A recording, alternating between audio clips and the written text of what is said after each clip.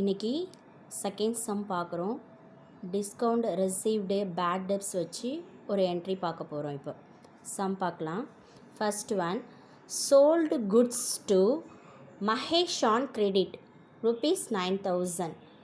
Goods sold பண்ணுறாங்க. சோல்னா sales பண்ணுறாங்க. யாருக்கு பண்ணுறாங்க? மகேஷ்.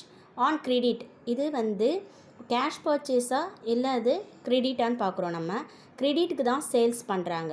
அப்போது கேஷ் இந்த இடத்துல நேம் மென்ஷன் பண்ணக்கூடாது. கேஷு நம்ம எடுத்துகிட்டு மகேஷ் அப்படிங்கிற ஒரு நேம் தான் நம்ம இதில் என்ட்ரி பண்ண போகிறோம். சோல்டு மீன்ஸ் சேல்ஸ் பண்ணுறாங்க. இப்போது இதுக்கு என்ட்ரி எப்படி வரும்? Mahesh account debtor to sales account. Mahesh debit பண்ணுறோம். சேல்ஸ் பண்ணுறோம். சேல்ஸ் பண்ணும்போது விற்பனை ஆகுது. அப்போ பொருள் நம்மக்கிட்டேருந்து வெளியே போகுது. அப்போது என்ன பண்ணுறோம்? To sales account. Sales credit பண்ணுறோம். டெபிட்டில் 9,000, கிரெடிட்டில் 9,000. இப்போது இதுக்கு நேரேஷன் ரைட் பண்ணுறோம். Being goods sold to Mahesh அப்படின்னு நேரேஷன் ரைட் பண்ணுறோம். இது ஒரு கிரெடிட் சேல்ஸ் பண்ணுறோம். Next second one, goods sold to Mahendran for cash ₹5,000. 5,000க்கு மகேந்திரன் என்ன பண்ணுறாங்க? சேல்ஸ் பண்ணியிருக்கோம்.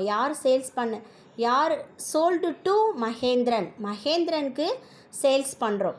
அப்போது கேஷ் சேல்ஸ். அப்போது என்ன பண்ணணும்? ஃபஸ்ட்டு என்ட்ரியில் கிரெடிட்டு அப்படின்றதால நம்ம மகேஷுன்ற பேரை போட்டோம்.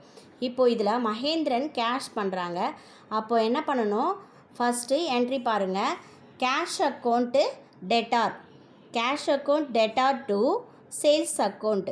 இங்கே கிரெடிட்டுன்றதால நேம் போட்டோம். இங்கே கேஷ் அப்படிங்கிறதால கேஷ்க்காக கேஷ் அக்கௌண்ட் போட்டிருக்கோம். இப்போது பீயிங் குட்ஸ் சோல்டு டு கேஷ்க்கு சேல்ஸ் பண்ணியிருக்கிறதால நம்ம சோல்டு டு கேஷ் அப்படின்ட்டு நேரேஷன் ரைட் பண்ணியிருக்கோம். How much? 5,000 debit, 5,000 credit. Next third one, borrowed loan from bank ₹10,000. borrowed loan from bank தான் ரிசீவரும் பேங்க் தான். இதில் கிவ்வரும் யாருன்னா பேங்க் தான். அப்போது இதுக்கு என்ட்ரி எப்படி பண்ணணும்னா பாருங்கள். Third one, bank account debtor to.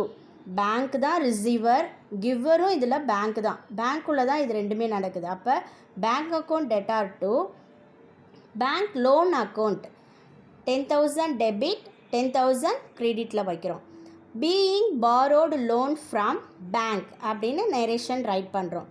Next fourth one, received commission for ₹5,000 by cash. Received commission received இது எந்த அக்கௌண்ட்டில் வரும்?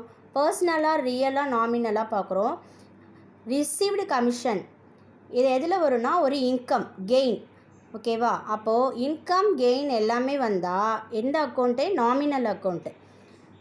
Debit all expenses, credit all income or gain. அப்போ என்ன பண்ணணும்? ரிசீவ்டு கமிஷன் கிரெடிட்டில் வைக்கிறோம். ஓகேவா? இப்போ ஃபோர்த் என்ட்ரி பாருங்கள். Cash account debtor to commission received account. Cash account debtor to commission ரிசீவ்டுன்றது ஒரு இன்கம். அது என்ன பண்ணுறோம்? நாமினல் அக்கௌண்ட் ரூல்ஸ் படி கிரெடிட்டில் வைக்கிறோம். 5,000 டெபிட், 5,000 கிரெடிட். நேரேஷன் ரைட் பண்ணுறோம். பி கமிஷன் ரிசீவ்ட் அப்படின்னு நேரேஷன் ரைட் பண்ணுறோம். நெக்ஸ்ட் ஒன், ஃபிஃப்த் ஒன் பாருங்கள். இப்போது இதில் paid ₹4,800 in full settlement of ₹5,000 due to the creditors Keerthana. Creditors அப்படிங்கிறாங்க. அப்போ என்னது? இது கிரெடிட். ஓகேவா? பெய்ட் ₹4,800. யார்? Keerthana account debtor. கீர்த்தனா அக்கௌண்ட்டை டெபிட் பண்ணுறோம். 4,800. 5,000 அவங்க பே பண்ணியிருக்காங்க. 4,800 என்ன பண்ணியிருக்காங்க? கேஷ் கொடுத்துருக்காங்க. பேலன்ஸ் 200 இருக்குது. அந்த 200 என்னன்னா டிஸ்கவுண்ட் ரிசீவ்டு. அவங்களுக்கு டிஸ்கவுண்ட் கிடச்சிருக்கு. அப்போது டிஸ்கவுண்ட் ரிசீவ்டு எதில் வரும்? இப்போ தான் பார்த்தோம். நாமினல் அக்கௌண்ட்டில் ரிசீவ்டு கமிஷன் வந்தது. அப்போ அது நாமினல் அக்கௌண்ட்டில் கிரெடிட் பண்ணோம். அதே மாதிரி தான் டிஸ்கவுண்ட் ரிசீவ்டு அந்த 200 என்ன பண்ணணும்னா கிரெடிட் தான் பண்ணோம். இப்போது இதுக்கு என்ட்ரி பாருங்கள். Keerthana account debit. Keerthana account debtor to cash account to discount received account. Keerthana அக்கௌண்ட்டை டெபிட் பண்ணுறோம் டு கேஷ் அக்கௌண்ட் கிரெடிட்டில் இருக்குது. Discount received nominal account rules படி என்ன பண்ணுறோன்னா டிஸ்கவுண்ட் ரிசீவ்டை கிரெடிட் பண்ணுறோம். எவ்வளோ அவங்களுக்கு டிஸ்கவுண்ட் ரிசீவ்டு கிடச்சிருக்குன்னா 200 கிடச்சிருக்கு. அப்போது கீர்த்தனா அக்கௌண்ட்டில் இந்த 5000 ஃபுல் பேமெண்ட் அமௌண்ட் இங்கே போட்டுடுறோம். டு கேஷ் எவ்வளோ பே பண்ணியிருக்காங்க அவங்க 4800 தான் கேஷ் உள்ளே வந்திருக்கு பே பண்ணியிருக்காங்க. அப்போது 4800 கேஷு கொடுத்துருக்காங்க. டு டிஸ்கவுண்ட் ரிசீவ்டு எவ்வளோ கிடச்சிருக்கு அவங்களுக்கு 200. அதனால் 200 நம்ம இங்கே போடுறோம். இது ரெண்டையும் கவுண்ட் பண்ணிங்கன்னா 5000 வரும். இப்போ இதுக்கு நேரேஷன் ரைட் பண்ணுறோம். பீயிங் பெய்ட் கீர்த்தனா இன் ஃபுல் செட்டில்மெண்ட் பண்ணிட்டாங்க. அதனால் அவங்களுக்கு 200 டிஸ்கவுண்ட் ரிசீவ்ட் கிடச்சிருக்கு. இதான் என்ட்ரி 5th ஒன்க்கு. 6th ஒன் பாருங்கள். 6th ஒனில் பேட் டெட்ஸ் வருது. பேட் டெட்ஸ்னால் இப்போ கிரெடிட்டர்ஸ்னால் என்ன வந்தது நமக்கு செட்டில்மெண்ட் கீர்த்தனான்னு. இப்போது தினேஷ் பாருங்கள், இது கன்சியூமர்னால் யார் சேல்ஸில் வரும், இது கஸ்டமரில் வருது. ஓகேவா, டெட்டார்ஸ் அக்கௌண்ட்டில் வரும். Dinesh a consumer is declared insolvent and 40 paise is a rupees received from the estate for his due rupees 10,000. Dinesh a customer insolvent அப்படின்னா ஒரு பேட் டெப்ஸ் அவங்களால கொடுக்க முடியல, அந்த கடன் வராது, அதாவது என்ன சொல்லுவாங்க தமிழில் வாரா கடன் அப்படிங்கிறத இது குறிக்குது. இப்போது இதுக்கு என்ட்ரி பாருங்கள். இப்போது தினேஷ் இங்கே பாருங்கள் கிரெடிட்டில் போயிடுவாங்க. தினேஷ் கேஷ் தான் என்ன ஆகுது உள்ளே வருது. எவ்வளோ கேஷு 4000. அதாவது இந்த 40 பைசே அப்படிங்கிறது 10,000 × 40 பைசே மல்டிபிள் பண்ணிங்கன்னா 4000 தான் அவங்க கேஷ் பே பண்ணியிருக்காங்க. பேலன்ஸ் இருக்கிற 6000, அதாவது கேஷ் பே பண்ணியிருக்கிறது பே பண்ண அமௌண்ட் எவ்வளோனா 4000. நெக்ஸ்ட்டு அவங்க பேட் டெப்ஸ் வராது அப்படிங்கிற ஒரு கடன் இருக்குது, கொடுக்க முடியல அந்த கடன் எவ்வளோன்னா ஒரு 6000. 4000 தான் பே பண்ணியிருக்காங்க, 6000 பே பண்ண முடியல. இப்போது யார் அது தினேஷ் என்ன வராங்க, இந்த 4000 + 6000 என்ன ஆகும், இந்த 10,000 நம்ம எதில் போடுறோம் கிரெடிட் வைக்கிறோம்.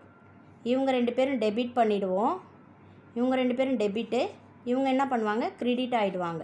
இப்போ என்ட்ரி பாருங்கள். இதுக்கு cash account debtor 4000, cash account debtor 4000, cash pay பண்ணது 4000, பேட் டெப்ஸ் வராது, இந்த கடன் வராது அப்படிங்கிறது 6000. இப்போது தினேஷ் அக்கௌண்ட்டில் எவ்வளோ கிரெடிட் பண்ணுறோம் 10,000 கிரெடிட் பண்ணுறோம்.